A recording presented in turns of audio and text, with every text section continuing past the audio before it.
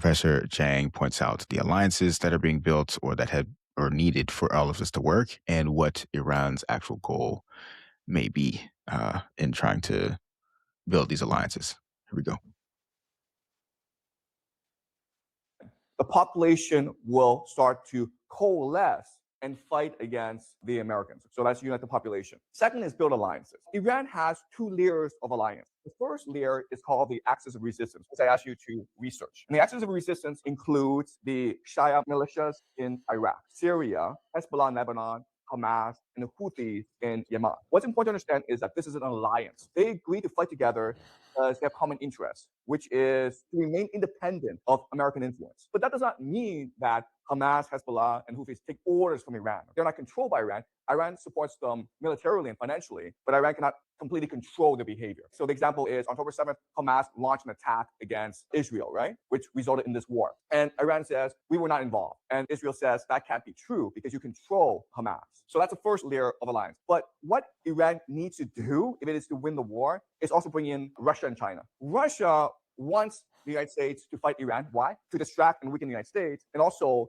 to move the attention away from Ukraine, right? Because Russia is about to win the war in Ukraine, and if there's a war in Iran, then the United States will be forced to divert resources away from Ukraine into Iran. What would Russia bring to the table? Russia would probably not deploy soldiers. But what Russia would do is say to the United States, when you invade Iran, you are not allowed to use tactical nuclear weapons. Russia would say that, hey, United States, if you use nuclear weapons against Iran, we will use nuclear weapons against you. So basically, Russia would limit the military options of America in a war, which would be of tremendous benefit and advantage to Iran. China needs to help Iran. Why? What does Iran have that China really needs? What does Iran have that China really, really needs? Oil, right? So basically, China can afford the United States to take over both Iraq and Iran, because then it can control energy supply to China. So China would involve itself over time in order to make sure that it's able to obtain oil from the Middle East. China right now is getting most of its oil from the Middle East. But it will take time for Russia and China to get themselves involved. For Russia and China to get themselves involved in this conflict, Iran must prove two things. What are these two things? What must Iran show to China and Russia in order to get China and Russia involved in this conflict? If you're China and Russia, you're an investor, right? Why will I invest in you, Iran? Why? So the first thing is we will fight. Second thing is we will win. So this will take time for Iran to prove this to Russia and China. And the more that Iran can show it can win, the more that China and Russia will invest in Iran, both financially and militarily and politically. So this will take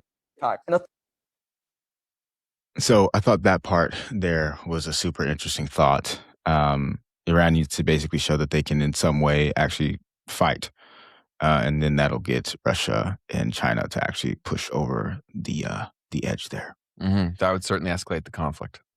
Yeah, and that's when things get super wild. And I was just picturing to myself there, like, yeah, if the U.S. dropped a nuke on Iran, like, here was the other thing that is super problematic about some of the actions that the U.S. has taken. A lot of international law is not being followed, right? So once you do that, you've opened the box, you've opened the door to anyone. If you can just go in and take the leader of this country and kill the leader of this country, then why is Putin not just taking out Ukraine's leader? Right? Like, that's the one thing, right, that they've been saying. It's like, oh, it's international law. That's probably why we won't just like take out Zelensky. But now, like, y'all are doing this, so why can't we go ahead and take Zelensky then?